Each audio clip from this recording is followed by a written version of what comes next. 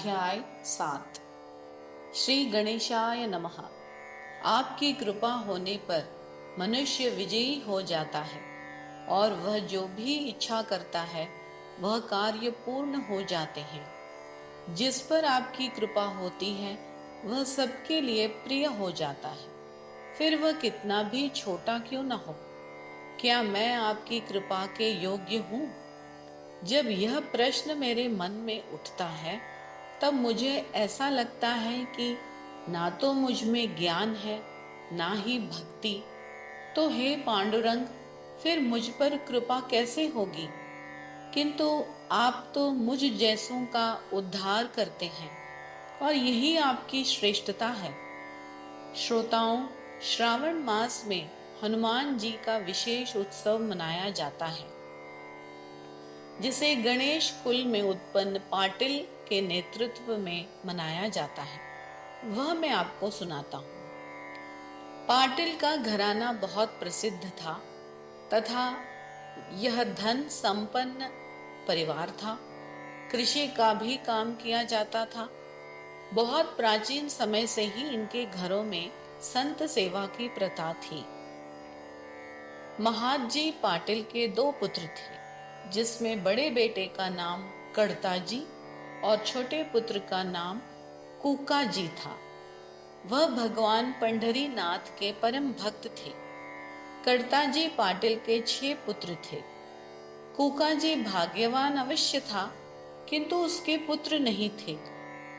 कड़ताजी की मृत्यु के पश्चात कूकाजी ने सभी पुत्रों का पालन एक जन्मदाता पिता के समान किया था। उनके समय में परिवार बहुत समृद्ध व संपन्न हुआ, जिससे उनके घर में अष्ट सिद्धि प्राप्त हुई। कूकाजी के बाद खंडू पाटिल, जो 6 भाइयों में सबसे बड़ा था, उसके आगे किसी की नहीं चलती थी। बाकी 5 भाइयों के नाम थे गणपति, नारायण, मारुति, हरि और कृष्णा जी। पहले तो पाटिल, फिर हाथ में सत्ता और घर में लक्ष्मी का निवास, फिर तो कहना ही क्या। सारे भाई इकट्ठे अखाड़े में जाकर मल्ल युद्ध सीखते थे, जिनमें हरि पाटिल को मल्ल युद्ध में विशेष रुचि थी। हनुमान उत्सव में भी उनके आदेश के अनुसार ही सारे काम होते थे। गांव में अक्सर लड़ाई झगड़े होते थे, जिनका कारण भी हरि पाटिल ही थे। वह सबको एक ही तराजू में तोलते थे। छोटा बड़ा कोई गिनती नहीं होती थी। जो मन में आता था वह बोल देते थे। महाराज के साथ भी दुर्व्यवहार करते थे। कभी उनको हीनता के साथ देखते थे और कभी उन्हें पागल कहते थे। उन भाइयों में से एक ने कहा, चलो हमसे मल्ल युद्ध करो। लोग तुम्हें योग योगेश्वर कहते हैं, तो जरा हम भी देखें ऐसा क्या है तुम्हारे अंदर। या तो इस बात को सिद्ध करो या फिर मार खाओ, हम छोड़ने वाले नहीं हैं। महाराज मौन धारण करके बैठ गए और कुछ नहीं बोले। वे भाई हमेशा महाराज के साथ अहंकारी व्यवहार करते, किंतु महाराज हंसकर टाल देते थे। भास्कर पाटिल ने महाराज से कहा, महाराज चलिए अकोली चलते हैं, यहाँ मंदिर में मत रहिए। यह गर्व के कारण उद्दंड हो गए हैं, धन से मदमस्त हो गए हैं। पाटिल होने के कारण ही इनकी सत्ता है, किसी का कुछ चलता नहीं है। गजानन महाराज ने भास्कर पाटिल से कहा, थोड़ा धैर्य धारण करो। यह सब मेरे परम भक्त हैं, किंतु इनमें विनम्रता नहीं है। इनको ठीक से पहचानो तो तुम्हें पता चलेगा कि इनके कुल पर संत कृपा है। यह सब मेरे ही पुत्र हैं। उद्दंडता में सत्ता की पहचान है, अन्यथा तलवार नरम होगी तो उसका क्या उपयोग। इनकी उद्दंडता चली जाएगी, जरा ठहरो। जिस प्रकार वर्षा का जल शरद ऋतु में निर्मल हो जाता है, वैसे ही इनका अहंकार भी चला जाएगा। एक रोज हरि पाटिल मंदिर में आया और महाराज का हाथ पकड़कर कहने लगा, हमसे मल्ल युद्ध करो। केवल गण गणांत बोलते मत बैठो। मैं तुमको मल्ल युद्ध में पराजित करूंगा। तुम्हारा बड़ा बोलबाला हो गया है। आज सच और झूठ का पता चल जाएगा। दोनों अखाड़े में गए। वहां महाराज ने क्या किया वह सुनिए। महाराज जमीन पर बैठ गए और हरि पाटिल से कहा, अगर तुम वास्तव में मल्ल हो तो हमको भूमि से उठाओ। सुनकर हरि पाटिल महाराज को धरती से उठाने का प्रयत्न करने लगा, किंतु सब व्यर्थ। कई दांव पेंच लगाए, बड़ी ताकत से उठाने का प्रयत्न किया, किंतु महाराज तिल भर भी नहीं हिले। उसका शरीर पसीने से तरबतर हो गया और सोचने लगा कि यह महान शक्तिशाली है, अचल पर्वत के समान अडिग है। हमारी अनेकों चेष्टाएं इन्होंने सहन की, यह इनका बड़प्पन है। यही कारण है कि उन्होंने हमारी तरफ ध्यान नहीं दिया। जैसे श्वान भौंकते रहते हैं किंतु हाथी परवाह नहीं करता। अब इनके चरणों में मस्तक रखना ही मेरे लिए योग्य है। आज तक मैंने किसी के सामने सिर नहीं झुकाया, लेकिन आज मैं इनके चरणों की वंदना करूंगा। महाराज हरि पाटिल से बोले, अब हमें पुरस्कार दो, नहीं तो मल्ल युद्ध में पराजित करो। तुम्हारे ही जैसा पूतना का शत्रु एक पाटिल यमुना तट पर रहता था, जिसने गोकुल के सारे बालकों को बलवान किया था। या तो तुम वैसा करके दिखाओ, अन्यथा पाटिल नाम छोड़ दो। यही हमारा पुरस्कार होगा। यह सुनकर हरि पाटिल बोले, महाराज आपकी कृपा यदि होगी तो शेगांव के सब बच्चों को मैं बलवान बनाऊंगा। और उस दिन से हरि पाटिल ने उद्दंडता और महाराज को उल्टा सीधा बोलना छोड़ दिया। हरि पाटिल के इस व्यवहार को देखकर उनके भाई बोले, भैया इससे क्यों डरते हो? आपको समझ में नहीं आ रहा है? हम पाटिल कुमार हैं, गांव के सत्ताधारी हैं, फिर आप क्यों इसके चरणों में मस्तक टेक रहे हो? इस पागल का पाखंड बहुत बढ़ गया है, इसका हल निकालना ही पड़ेगा। लोगों के इसकी पाखंड से बचाना चाहिए। मंद बुद्धि साधु का वेश धारण करते हैं और गलत आचरण करते हैं। सोना जब तक कसौटी पर कसा नहीं जाता तब तक उसकी परख नहीं होती है। इसलिए आज हम इनकी परीक्षा लेंगे। वे लोग गन्ने का एक भारा लेकर मंदिर में पहुंचे और महाराज से कहा, अरे पागल, गन्ना खाना है क्या? अगर खाना है तो हमारी एक प्रतिज्ञा है। हम लोग गन्ने से तुम्हारे ऊपर प्रहार करेंगे और अगर तुम्हारे शरीर पर उसके चिन्ह ना प्रकट हो तो हम मानेंगे कि तुम योगी हो। यह सुनकर महाराज कुछ नहीं बोले। मारुति ने कहा, अरे यह डर गया है और गन्ने के प्रहार सहने को तैयार नहीं है। फिर गणपति ने कहा, यह कुछ नहीं बोल रहे हैं, इसका मतलब यह सहमत है। देखते क्या हो, मारो। यह सुनकर भाइयों ने गन्ने लेकर महाराज की तरफ मारने के लिए दौड़े। भाइयों को महाराज के समीप आता हुआ देखकर वह मंदिर में बैठे स्त्री पुरुष भाग खड़े हुए। महाराज के पास अकेला भास्कर रह गया। उसने बच्चों से कहा, अरे महाराज को गन्ने से मारना ठीक नहीं है।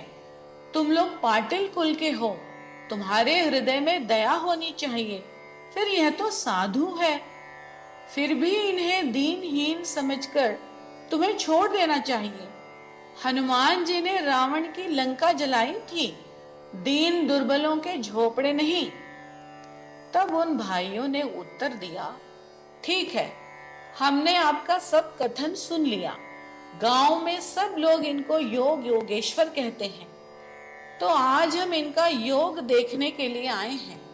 आप दूर खड़े रहकर केवल तमाशा देखें। ऐसा कहकर गन्ने हाथ में लेकर महाराज पर प्रहार करने लगे। लेकिन महाराज आराम से बैठे रहे और उन भाइयों को देखकर हंसते रहे। उनके शरीर पर कहीं भी किसी भी प्रकार की चोट का निशान नहीं था। यह देखकर वे लोग डर गए और निश्चय किया कि वास्तव में यह योग योगेश्वर हैं। उन्होंने महाराज के चरण पकड़े। महाराज बोले, अरे बालकों, तुमने बहुत परिश्रम किया है। मुझे मारते मारते तुम्हारे हाथ दुख गए होंगे। बैठो, मैं तुम्हें गन्ने का रस पिलाता हूँ। ऐसा कहकर महाराज ने हाथ से ही गन्ने को दबाया और एक पात्र में रस निकाला। सभी गन्नों को इसी प्रकार हाथ से निचोड़ निचोड़ कर रस निकाला और बालकों को पिलाया। सारे भाई बहुत हर्षित हुए। सब लोग कहने लगे, यह योग शक्ति है जो योग क्रिया से प्राप्त होती है। इसके बाद सारे भाई महाराज की चरण वंदना करके चले गए। यह सारी घटना पाटिल बंधुओं ने जाकर अपने ज्येष्ठ बंधु खंडू पाटिल से बताई कि अपने गांव में साक्षात ईश्वर आया है। यह हम लोगों ने प्रत्यक्ष अनुभव किया है। यह सुनकर वह भी आश्चर्यचकित हो गया। इसके बाद वह भी महाराज के दर्शन के लिए आने लगा। कुका जी बूढ़े हो गए थे, इसलिए खंडू कार्यभार संभाल रहा था। एक रोज कुका जी ने खंडू से कहा, जुबान कैसे बंद हो जाती है? तुम्हारे बाल बच्चे नहीं हैं और मैं तुम्हारे बच्चों को देखना चाहता हूँ। आज महाराज से प्रार्थना करो, वे समर्थ हैं, और उनसे कहो कि वह तुम्हें संतान का सुख दें। अगर वह सच्चे साधु हैं तो मेरे मनोरथ अवश्य पूर्ण होंगे। साधु पुरुष के लिए तीनों लोकों में कोई भी कार्य असंभव नहीं होता, इसलिए संतों का कुछ लाभ उठाओ। खंडू ने यह बात सुन ली और एक दिन हनुमान जी के मंदिर में महाराज से बोला, अरे पागल, मेरे काका बूढ़े हो गए हैं, उन्हें मेरे बच्चों को देखने की इच्छा है। सब लोग तुम्हें साधु कहकर पुकारते हैं और कहते हैं कि तुम्हारे दर्शन से सारी मनोकामनाएं पूर्ण होती हैं। तो मुझे उपाय बताओ, देर मत करो। मेरा सिर तुम्हारे चरणों में है, फिर भी मैं निस्संतान क्यों हूं? यह सुनकर महाराज ने कहा, यह अच्छा हुआ कि आज तुमने हमसे याचना की। सत्ता, धन, ऐश्वर्य सब कुछ तुम्हारे पास है और तुम तो यह सोचते हो कि धन और बल से सब कुछ हो सकता है। तो मेरी प्रार्थना किस लिए? यह क्यों नहीं हो सकता? तुम्हारी तो दुकानें हैं, कारखाने हैं और सब लोग तुम्हारे आदेश के अनुसार काम करते हैं। फिर ब्रह्मा जी को क्यों पुत्र के लिए आज्ञा नहीं देते? तब खंडू पाटिल ने कहा, यह काम यत्न के अधीन नहीं है।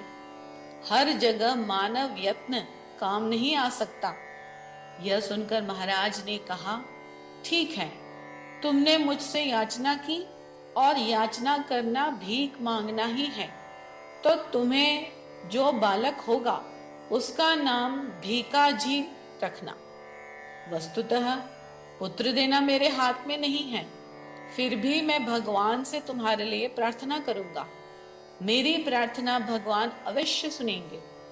तुम प्रतिवर्ष ब्राह्मणों को आमरस का भोजन कराना।